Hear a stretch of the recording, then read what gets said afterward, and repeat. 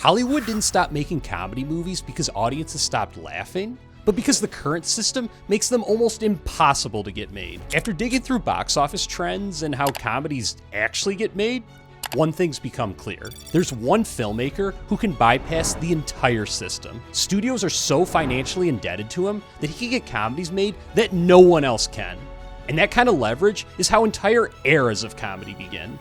That man is Todd Phillips. So what does that look like in numbers? When we were getting classics like American Pie, Superbad, The Hangover, and Wedding Crashers, comedy movies made up roughly 20% of studio releases, or 1 in every 5 movies. But today, the number has collapsed all the way down to 5%, meaning 1 out of every 20 movies that hits theaters today is a comedy. That's not just a dip. That's comedy going from being a core pillar of Hollywood to a straight-up endangered species. But even the 5% number is misleading because a lot of these so-called comedies are just action movies or fantasy movies with jokes sprinkled in, like Fall Guy or Death of a Unicorn. Not straight comedies like Ted, Dodgeball, and Bad Santa. But Todd Phillips has proven that he can bypass this barrier completely. Over the years, he's generated billions of dollars for Warner Brothers through the Hangover Trilogy, Joker, Due Date, and Starsky and Hutch. He's been a profit-maximizing machine for the studio system. He used this to his advantage when he made the movie War Dogs, a movie that he admitted he wouldn't have been able to get made if it weren't for the reputation he built with Warner Brothers. You know, the Hangover movies and Due Date combined made $1.6 or $7 billion for Warner Brothers. I had a lot of goodwill. I don't think I could have gotten War Dogs made at any other studio. It's just that I had so much goodwill built up at Warner's, and credit to them for saying, okay, go do your thing. Put simply, Warner Brothers is so severely indebted to him that he's literally the only filmmaker who can make whatever comedy movie he wants. And this bodes well for saving comedy movies because he not only kills it at the box office, but audiences tend to love his comedies as well. In an environment where it's virtually impossible to get a comedy movie made, Todd Phillips is the one man who can not only bring classic comedy back to the big screen, but also the kind that we've been missing for over a decade now. But saving comedy isn't just about one movie. It's about creating a star pipeline for the genre to thrive off of. And Todd Phillips has already done that before. When you think of this generation's comedy movie stars, who comes to mind? If you're drawing a blank, you're not alone. Because I can't even come up with one rising star, and that's a massive problem. Because comedy depends on acting more than any other genre. In the 2000s and 2010s, comedy had a murderer's row of bankable stars, including Vince Vaughn, Will Ferrell, Zach Galifianakis, and Seann William Scott. And Todd Phillips is the guy to thank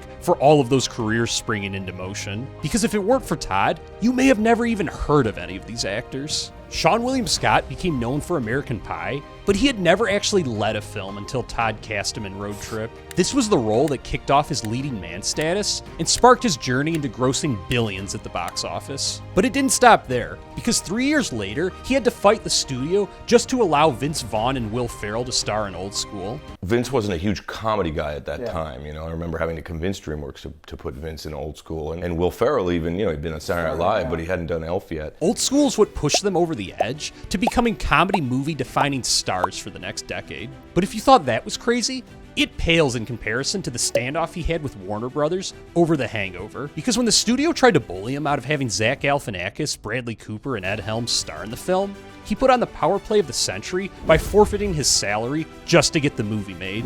Not only did it get made, but it turned Zach, Bradley, and Ed into A-list actors overnight. The genre can't survive on concepts alone.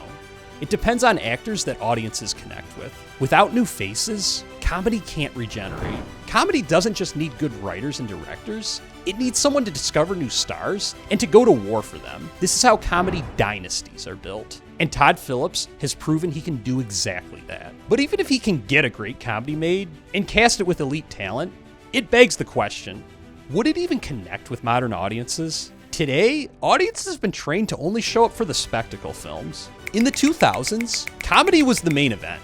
But now audiences expect Avatar, The Avengers, and Dune. Studios chase what are known as 4-quadrant films. Or more simply, films that appeal to everyone. So when studios do release a comedy movie nowadays, it tends to be a genre merge, with humor not being the main focus. On paper, it sounds like Todd's style of comedy is destined to fail. But this couldn't be farther from the truth, because he's already solved this problem. When you look deeper, Literally all of his highest performing comedies actually are genre merges. The Hangover and Hangover Part 2 are structured like mysteries. Hangover Part 3 is a thriller.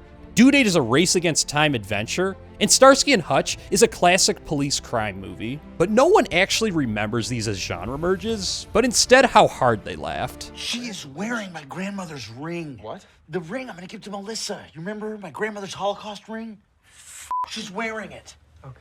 I didn't know they give out rings at the Holocaust. That's the difference. Today's comedy movies are spectacle-driven films with attempts at comedy sprinkled in. His movies are spectacle centered around comedy. He even views his movies as one-quadrant films, yet they accidentally end up being movies that everyone enjoys. When you make a movie like The Hangover, you're zeroing in on who your target audience is. I say proudly this is a one-quadrant movie, and then it proves not to be. If comedy is going to survive theatrically in this current environment, it has to feel like an event again. And that's what makes Todd so uniquely dangerous. He doesn't just make S-tier comedy, he makes comedies that feel like the big budget blockbuster. Even if Todd can get a comedy greenlit, cast it perfectly, and even make it feel like an event, he's still just one filmmaker. But history has shown us that all it takes is one great movie to completely reset a genre. Look no further than 1999. The early 80s were dominated by raunchy teen comedies, but then they completely vanished and were replaced by more wholesome and romantic teen comedies.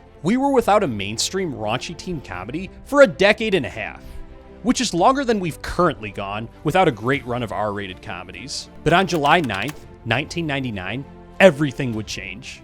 Oh, and this one time at band camp, I stuck a flute in my. American Pie shocked the world and crushed it at the box office, grossing $235.5 million off of an $11 million budget. Over 21 times its budget. And almost instantly, studios chased the trend with Dude, Where's My Car, Road Trip, Euro Trip, and Superbad, among countless others. An entire era followed. You see the same exact pattern with Todd Phillips himself. Remember, the comedy box office was looking so grim that he literally had to forfeit his salary just to get The Hangover made? Yet this sprung R-rated comedy back into motion. Following the success, we saw an immediate surge in R-rated comedies like Bridesmaids, Ted, and We're the Millers. Studios don't move on theory. They rely on proof. And it takes only one comedy to change the entire outlook for the industry. Arguably the most respected and important figure for comedy movies this century, Judd Apatow, holds the same exact view. So if someone made The Hangover right now, it would be gigantic, and then they would chase it a little bit. There's only one man who can definitively start the domino effect of great comedies again. And it's Todd Phillips. I mean, it's not like I would never do comedy again. I love comedy. Sure, I could see my next movie being straight up comedy again. So it would be a shame if we didn't just get the band back together to at least work together. So how did comedies fall this far in the first place? For decades, comedy had a framework that produced hit after hit. Yet studios in modern times have completely abandoned it. I break down that exact framework here.